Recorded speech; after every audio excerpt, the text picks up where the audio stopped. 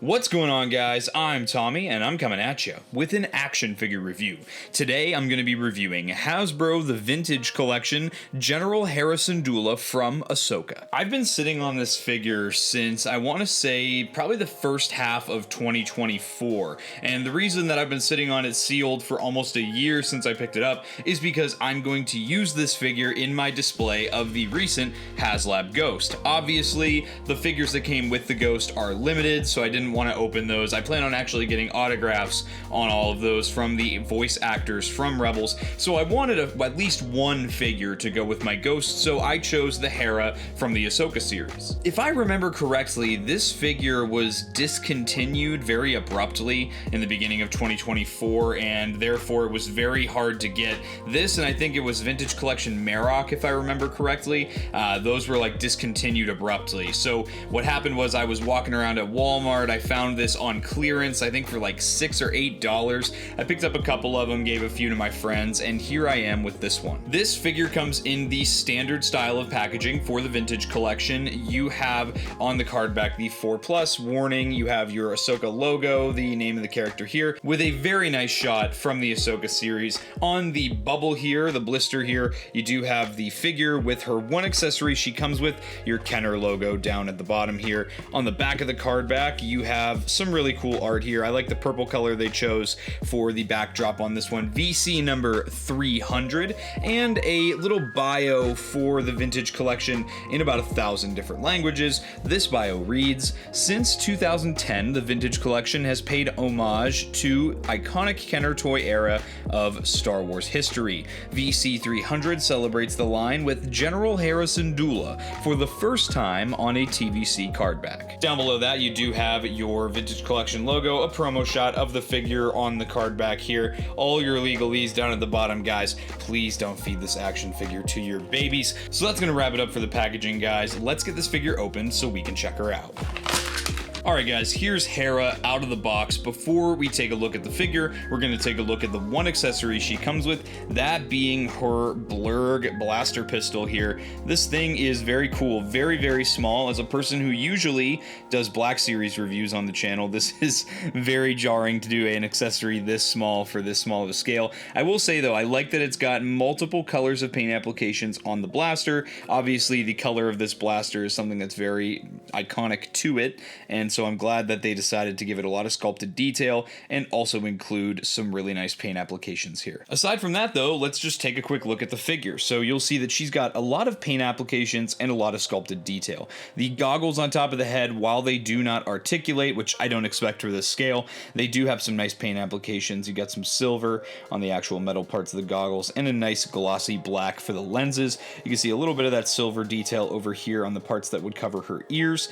Her Leku are painted really nicely as well. I like that painted detail on there for that lighter color on the green. They've done a really nice job as well. I kind of just want to show the back of the jacket. Look at that little logo on the back of the bomber jacket there. I love that. Again, very nicely printed. I don't see really any bleeding. It doesn't look crooked. I think it's actually sculpted a little bit as well. Yeah, this is raised a little bit, so it is sculpted there. She does have the Phoenix symbol that Sabine Wren created on her right shoulder and on the left shoulder. She has, this is the insignia for the Republic Navy, which is cool that they brought this over from the Old Republic into the New Republic. She's got some nice paint applications on the fur part on the top of the bomber jacket as well, and then this piece is actually like a rubbery overlay piece, and then underneath that you can see the shirt that would be underneath the jacket. She's got some nice paint applications up on the collar there as well as on the front of that shirt there. I do also just want to give a little bit of a spotlight to the paint on the face. I think it's crazy how good TVC is at getting these face paint applications done. I know they do some sort of photoreal like Black Series does, but again, I think it's just pretty amazing how they're able to get so much detail into such tiny, tiny figures. She does seem to have two trigger finger hands. The right one is obviously more of an obvious trigger finger hand. However, the left one looks to be a little bit more of a subtle one. I feel like you could still fit a blaster into that left hand there. She does have this whole belt setup here is another like overlay piece. None of this is sculpted directly onto the body, and that's pretty crazy actually that TVC is able to do this, because this is the same style that Black Series goes with a lot of the times. And you can see that the belt buckle, as well as some of the different rivets on the belt piece here, are painted silver. Very, very nice. Even on the back, they did a little bit of paint application too, which is great. And then the pants are pretty plain. There's not much to look at on the pants. Lots of sculpted detail there, which I guess looks really good. And yeah, and then of course you have the boots down here as well. These are done in a nice black paint.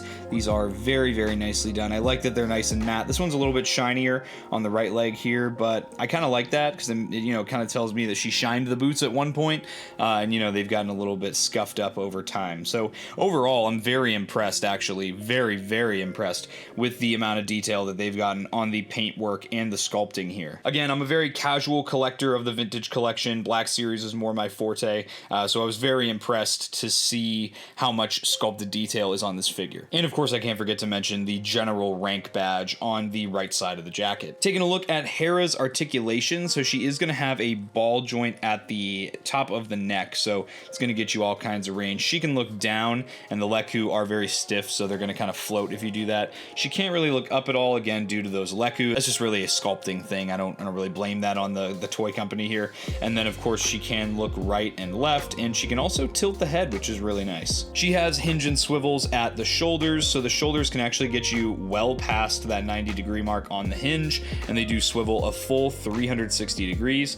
She's got deep cut single jointed elbows, which are going to get you well past that 90-degree mark, which is an awesome amount of bend. There is also a swivel at the top of that elbow. And then of course at the wrist, it looks like it's just a swivel, no sort of hinge on those wrists. At the midsection where the shirt meets the pants, you do have a ball joint, which is going to give you some additional range. Very, very nice there.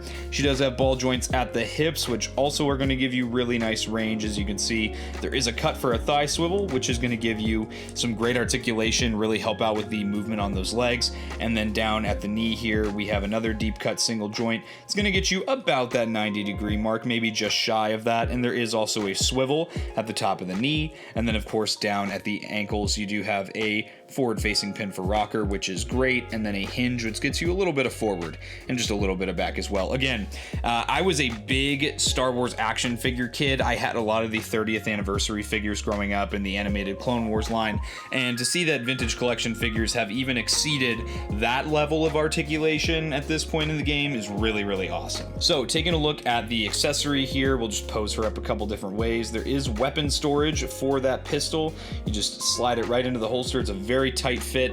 You can see that with friction, it will pass the shake test. So while this is a small accessory, as long as it's in the holster, you don't really have to worry about it falling out. And then of course, let's get it into the hand here. I kind of want to see how that fits. The trigger finger actually sits in the trigger guard very, very nicely, as you can see, and it seems to be a very nice fit into the hand. Again, passing the shake test. I'm not too worried about that falling out. We'll get her in a couple quick poses here. For our first pose here, we've just got Hera in a nice little pose with the blaster held up in her right hand and then her other hand on her hip. This looks very nice. Here we have Hera in a little bit of a wider stance, kind of utilizing those forward-facing pins for the rocker on the ankles there, getting a very nice blaster wielding pose. Here's another really nice pose here. I have one foot almost completely up off the ground, and I was able to utilize both hands to help in holding that blaster pistol. This is a really nice pose, and again, I'm vastly impressed by the poses that I can achieve with a 3 3/4 figure here. And miraculously, I was able to get this figure in a one-legged pose, which I think is absolutely amazing that you can achieve that again so easily with the latest and greatest articulation from the TVC line. And that's gonna about do it for this review, guys, and there's a reason that I haven't opened a lot of the TVC figures that I buy, and that's because I get a lot of enjoyment out of them, and it really makes me question why I'm such a casual collector of this line. These figures are amazing. If I were a TVC collector, I'd be extremely happy with this figure. The quality of the sculpt, the paint apps, the articulation is really what TVC has at its best to offer here, and it's very impressive. But with that, guys, I hope you enjoyed this review. If you did and you're not yet subscribed, subscribe to Blitz Transmissions. I've got awesome Star Wars content coming out all the time. If you are an ARC Trooper in my Patreon, you would have seen this review early. If you'd like access to early content as well as access to monthly giveaways and other awesome benefits, make sure to check out the link to the Patreon, which is in the description description below. If you are a Rancor Battalion channel member, you could have also seen this video early, so that link is in the description below as well. If reviews are something you're more interested in, you might want to check that out, as well as links to all my social media. Guys, I hope you enjoyed this review. I'll catch you for the next one, and may the Force be with you.